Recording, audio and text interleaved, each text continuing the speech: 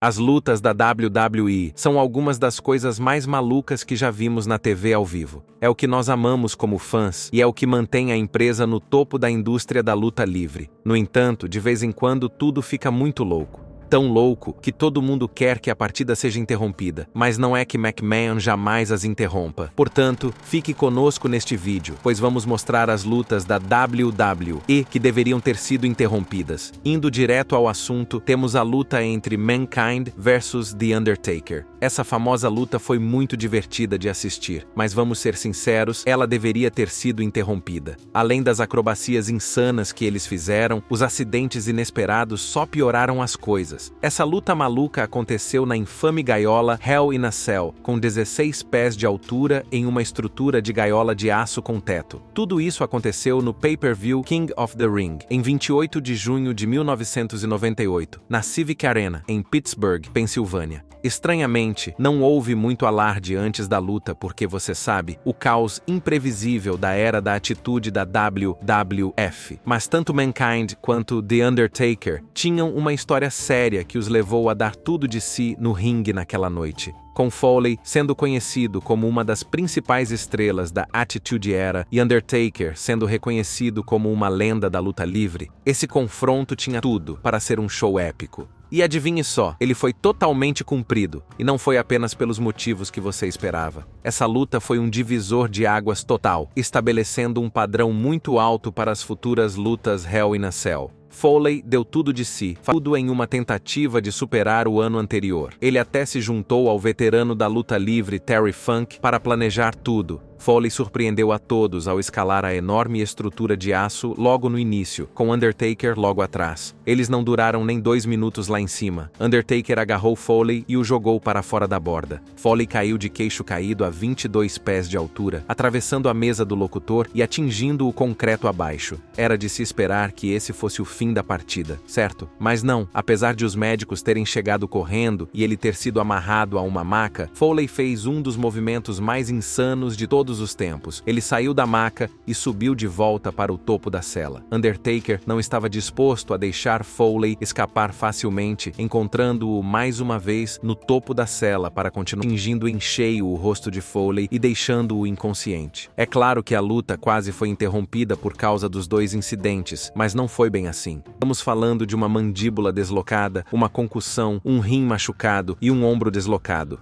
A luta continuou, apesar de todo o caos e das reviravoltas. Taker acabou derrubando Foley com seu golpe Tombstone, sua marca registrada, e conseguiu a vitória por pinfall. E veja, nem sequer foi planejada, foi um erro total. Mas nem mesmo isso foi suficiente para interromper a partida. Apesar da falta de impacto inicial em sua carreira, a luta teve consequências duradouras para Foley. Com o passar do tempo, esse combate se tornou o mais associado a ele, especialmente após sua aposentadoria em 2000. O mundo da luta livre não parava de falar sobre ela. É amplamente considerado um dos maiores e mais significativos combates Hell in a Cell de todos os tempos. A seguir, vamos voltar ao TLC 10 cm 2002 entre Jericho e Dudley. Sério, é de se admirar que essa luta não tenha sido interrompida porque Dudley estava fora de si o tempo todo.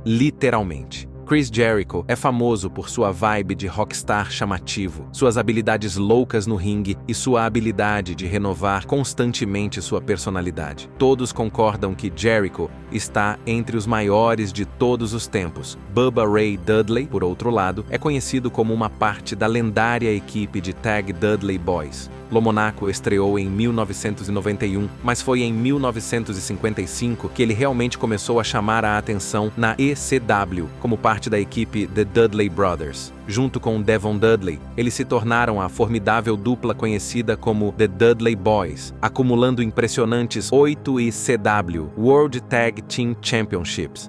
Depois, em 1999, eles também conquistaram 8 World Tag Team Championships, além do WWE Tag Team Championship e do WCW World Tag Team Championship. Esses caras foram uma das principais equipes que reviveram a Attitude Era. Sempre que os Dudley Boys entravam em uma disputa de escada, em uma disputa de mesa ou no caos do TLC, eles sempre davam tudo de si.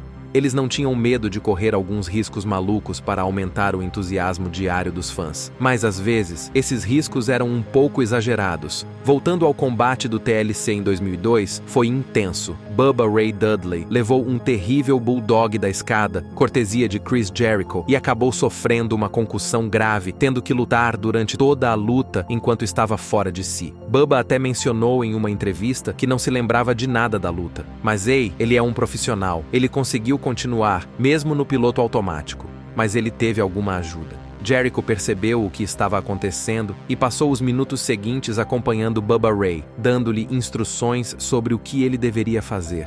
Dudley só percebeu isso quando assistiu à luta e notou como Híbrido Jota continuava perto dele. Quando Bubba foi para o hospital com Tommy Dreamer, ele estava tão fora de si por causa da concussão que não parava de perguntar quando sua mãe viria buscá-lo. O fato é que sua mãe havia falecido alguns meses antes. Tommy teve que lembrá-lo da morte dela, e o pobre Bubba começou a sofrer tudo de novo, como se tivesse acabado de acontecer. Talvez os árbitros não tenham notado a concussão de Dudley ou simplesmente a tenham ignorado, mas era óbvio que algo estava errado durante o confronto entre Kurt Angle e Shane McMahon no King of the Ring de 2001. O confronto de Kurt Angle e Shane McMahon no King of the Ring de 2001 foi tão intenso que quase causou um ataque cardíaco no pai de Shane, Vince McMahon. O King of the Ring proporcionou alguns momentos muito loucos na WWE. Mas, se os fãs acreditam que o confronto entre Undertaker e Mick Foley, provavelmente se esqueceram do confronto épico entre Kurt Angle e Shane McMahon na edição de 2001. Foi o cenário perfeito para um confronto épico entre dois lutadores destemidos, amplamente conhecidos por ultrapassar os limites do que é possível dentro do ringue de luta livre. Angle e McMahon se enfrentaram por 25 minutos exaustivos, com golpes brutais de luta livre e usando todos os objetos estranhos que pudessem encontrar. Vince McMahon estava tão nervoso assistindo ao King of the Ring de 2001 que pensou em interrompê-lo várias vezes, pois estava muito preocupado com os participantes da luta. Sim, foi muito intenso. A luta chegou ao auge quando Kurt Angle, conhecido por seus lendários suplexes, tentou fazer um suplex de barriga para baixo em Shane McMahon, jogando-o contra um painel de vidro. Mas as coisas não funcionaram bem assim. O painel de vidro não se quebrou como deveria. Em vez disso, Shane se chocou contra ele com um baque de ossos, caindo de forma estranha sobre o pescoço. Naquele momento, era hora de pisar no freio e cancelar a luta. O árbitro, Mike Chioda, chegou a pedir que os dois lutadores abandonassem o movimento, pois ele estava parecendo muito arriscado. Mas você já sabe como é. Shane McMahon não estava disposto a fazer nada disso e estava determinado a concluir a luta. Contra todos os avisos, Angle concordou relutantemente em dar outra chance ao suplex, esperando um resultado diferente. Depois de várias tentativas estressantes, o vidro finalmente cedeu. Felizmente, Kurt Angle conseguiu escapar com apenas um cóccix quebrado daquele suplex na rampa. E quanto a Shane, bem, foi um milagre que ele ainda estivesse consciente depois de tudo o que foi dito e feito. Aqueles suplexes de barriga para baixo contra os painéis de vidro foram difíceis de assistir, e o som da cabeça de Shane batendo no chão de concreto foi de cortar as entranhas. Essa luta foi inegavelmente uma das mais intensas e brutais da história da WWE. E, por isso, é compreensível que Vince tenha ficado nervoso com todos os envolvidos. Mas quando você percebe que era o próprio filho dele que estava ali, você só pode imaginar os pensamentos que passaram pela cabeça dele. O plano original era que Angle fizesse um suplex em Shane através das vidraças, mas elas não se quebraram porque eram de plexiglass, e não do vidro de açúcar, que é mais frágil. Então, em vez disso, Angle acabou jogando Shane através das vidraças, causando cortes e ferimentos graves. Ele ficou bastante machucado, e os dois foram parar no hospital naquela noite. Digam o que quiserem sobre a luta livre, mas é incrivelmente difícil negar a incrível dedicação que os lutadores profissionais têm ao seu ofício. Continuando, temos a luta entre Undertaker e Goldberg no Super Showdown 2019. Digamos que ela deixou uma impressão duradoura, mas talvez não pelos melhores motivos. Quando a WWE anunciou Goldberg vs The Undertaker no Super Showdown 5 a 28 Arábia Saudita, houve reações mistas por toda parte. Todos estavam entusiasmados com essas duas lendas. Mas, sejamos realistas, a essa altura, eles não eram mais galinhas da primavera, com Goldberg aos 52 anos e The Undertaker aos 54. Era para ser interessante, para dizer o mínimo. Os fãs notaram uma queda significativa nas habilidades do Undertaker no ringue, especialmente nos últimos anos. Goldberg, por outro lado, era conhecido por combates mais curtos, geralmente com menos de 5 minutos de duração. Assim, quando eles se enfrentaram na Arábia Saudita, a luta não foi tão tranquila quanto se esperava. Foi uma luta cheia de erros, e as duas lendas tiveram dificuldades para corresponder à expectativa do que deveria ser uma luta dos sonhos. Mesmo antes de entrar no ringue, era óbvio que Goldberg tinha voltado ao seu antigo hábito de dar cabeçadas em uma superfície dura. Havia sangue em sua cabeça durante sua entrada, e ficou claro que voltar a esse hábito não o favoreceu em nada, especialmente considerando que ele havia prometido parar de fazer isso durante sua última passagem pela WWE. Além disso, Goldberg também sofreu um forte golpe na cabeça e foi derrubado diretamente sobre sua cabeça quando o Undertaker não conseguiu executar um Tombstone Piledriver com segurança.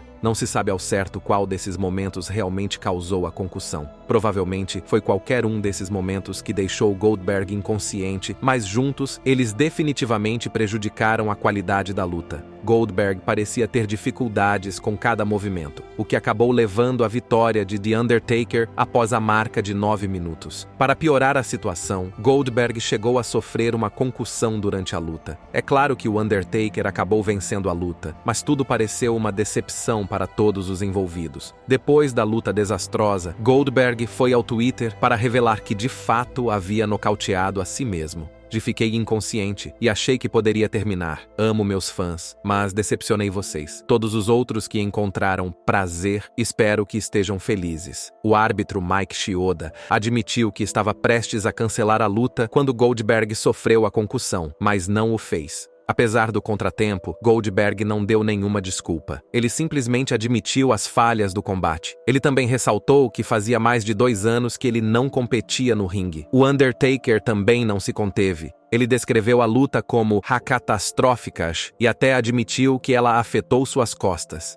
Em seu documentário, The Last Riders, ele revelou que isso o fez refletir sobre sua carreira. Apesar do contratempo, os dois homens, surpreendentemente, voltaram ao ringue antes do esperado. O Undertaker se uniu a Roman Reigns no mês seguinte no Extreme Rules, derrotando Drew McIntyre e Shane McMahon. O combate entre as equipes recebeu muitos elogios e foi considerado um dos melhores desempenhos do Undertaker nos últimos anos. Enquanto isso, Goldberg retornou alguns meses depois para enfrentar Dolph Ziggler em uma luta hilária, mas divertida, no SummerSlam. Depois disso, Goldberg ganhou e perdeu o campeonato universal durante a temporada seguinte da WrestleMania, enquanto o Undertaker encerrou sua lendária carreira na WrestleMania 91 Centímetro 2020. Em seguida, Eddie Guerreiro e JBL ainda estavam em seu auge no Judgment Day 2004, e a briga foi tão intensa que Guerreiro cortou uma artéria importante. Para JBL e Guerro, o Judgment Day 2004 foi o auge da intensa rivalidade durante a metade da década de 1980. Quando se fala sobre as lutas mais acirradas daquela época, JBL versus Eddie Guerreiro definitivamente merece um lugar na conversa. Foi uma briga entre um magnata falastrão tentando arrebatar o prêmio máximo de um herói amado da classe trabalhadora.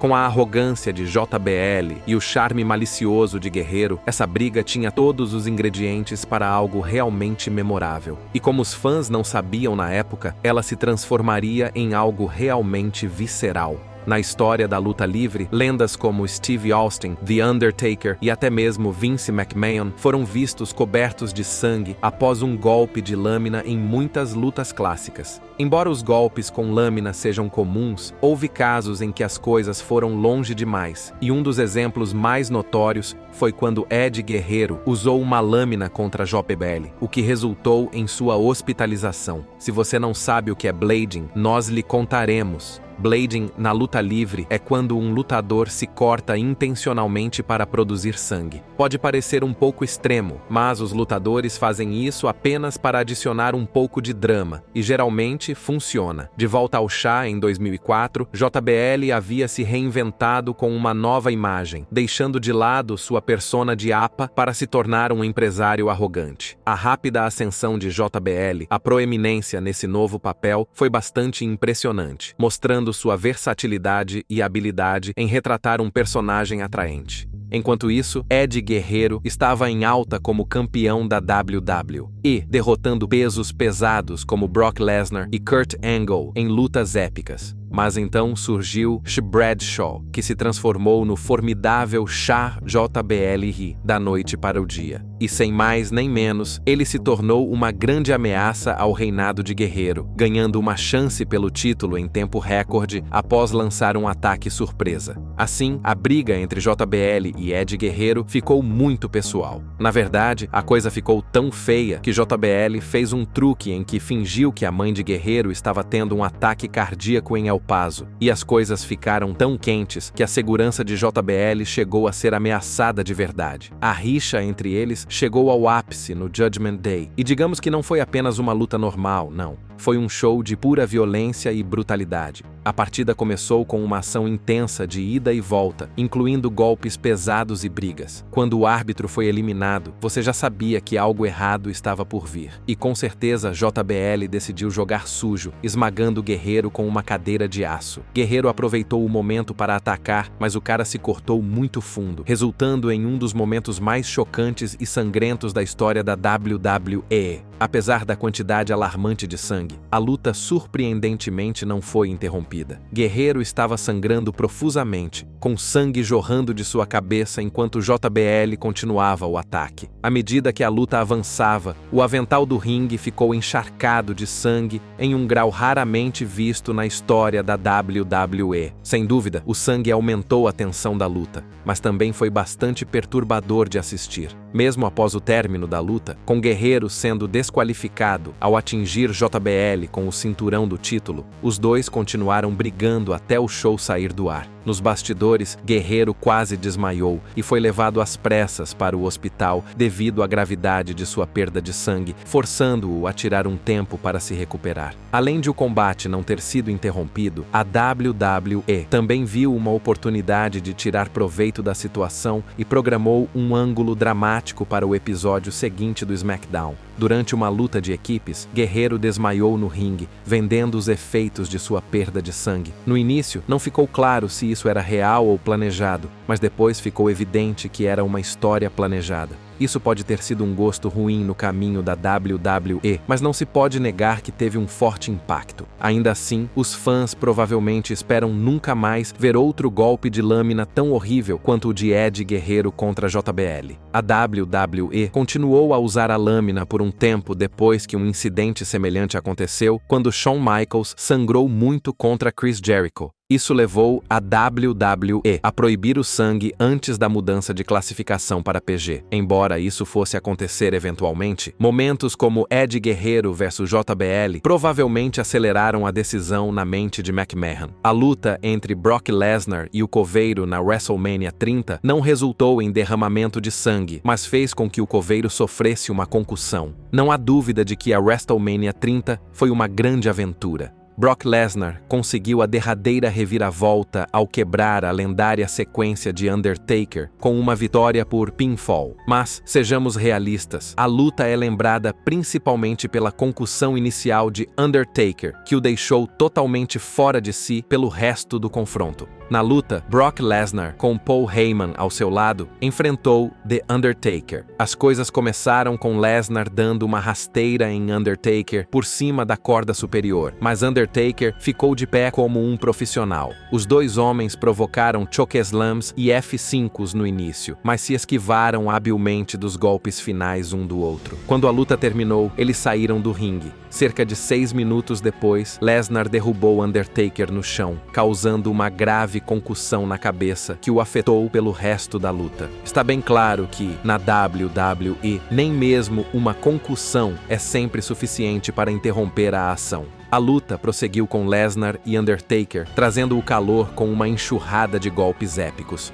Undertaker acertou Lesnar com um DDT nas cordas, dando a si mesmo uma pausa para respirar. Eles trocaram golpes característicos entre si, com Undertaker golpeando Lesnar com Snake Eyes em um Big Boot, um Chokeslam e até mesmo tentando um Tombstone Piledriver. Mas segurem-se em seus assentos porque Lesnar não estava recuando. Ele rebateu o ataque de Undertaker com sua própria marca de brutalidade, incluindo um F5 de cair o queixo, do qual Undertaker, de alguma forma, conseguiu se livrar com um chute. A luta foi uma montanha-russa de quase quedas e momentos de tirar o fôlego. Então, quando a tensão atingiu seu pico, Lesnar conseguiu o impensável, aplicando outro F5 devastador que selou o acordo e pôs fim à lendária sequência de Undertaker na WrestleMania. O choque foi palpável, com Paul Heyman perdendo a cabeça no ringue e o público explodindo em uma mistura de descrença e indignação. Mas, em meio ao caos, houve um momento de reverência. Undertaker pode ter sido espancado, mas não foi derrotado. Tanto os locutores quanto os fãs prestaram homenagem à sua incrível carreira com uma ovação de pé e cantos de "Obrigado, Taker". Este é um momento inesquecível da WrestleMania. Por falar em inesquecível, o SummerSlam 2000 é inesquecível por muitos motivos, especialmente a lesão de Kurt Angle. The Rock e Triple H eram como os campeões dos pesos pesados do mundo da luta livre, com Rock como o mocinho e Triple H como o vilão. Quando eles se enfrentaram em sua épica luta Iron Man de 60 minutos no Judgment Day 2000, eles arrasaram, surpreendendo a todos com uma luta ainda melhor do que todos imaginavam. O grande final do SummerSlam 2000 contou com uma selvagem luta Triple Threat pelo WWF Championship, estrelada por Triple H, Kurt Angle e o atual campeão, The Rock. Pouco antes da grande entrada de The Rock, o caos se instalou quando Angle e Triple H se enfrentaram. Triple H chegou a acertar Angle com seu movimento característico pedigree, mas as coisas ficaram um pouco intensas demais quando a mesa de anúncios quebrou mais cedo, deixando Angle com uma concussão kayfabe, embora ele devesse estar fora da luta naquele momento. Talvez tenha sido porque Angle deveria estar fora do ringue naquele momento, mas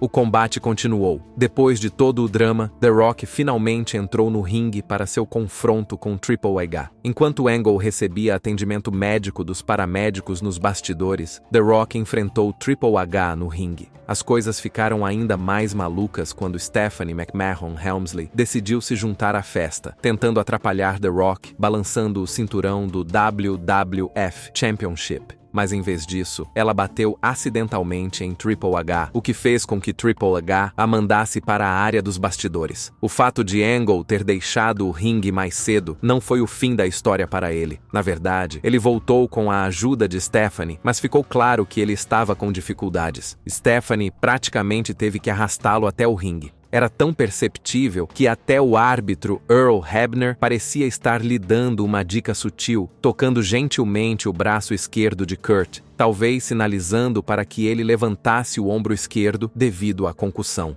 O drama não parava. Enquanto Triple H estava se recuperando, Angle exigiu que McMahon lhe entregasse uma marreta, mas as coisas mudaram de figura quando Angle e Triple H acabaram brigando por causa da arma. Em vez disso, Triple H acidentalmente acertou McMahon. Com o caos se desenrolando, The Rock aproveitou a oportunidade, jogando Angle para fora do ringue e acertando seu icônico People's Elbow em Triple H, garantindo a vitória por pinfall para manter o WWF Championship. Não vou mentir, é impressionante como eles conseguiram se manter firmes apesar da concussão de Angle. Imagine a luta se ele estivesse com força total, poderia ter sido ainda mais épica. Qual dessas partidas deveria ter sido interrompida? Deixe-nos saber sua opinião na seção de comentários. E, antes de ir embora, não se esqueça de curtir este vídeo e se inscrever no Ring Rivals para não perder os próximos.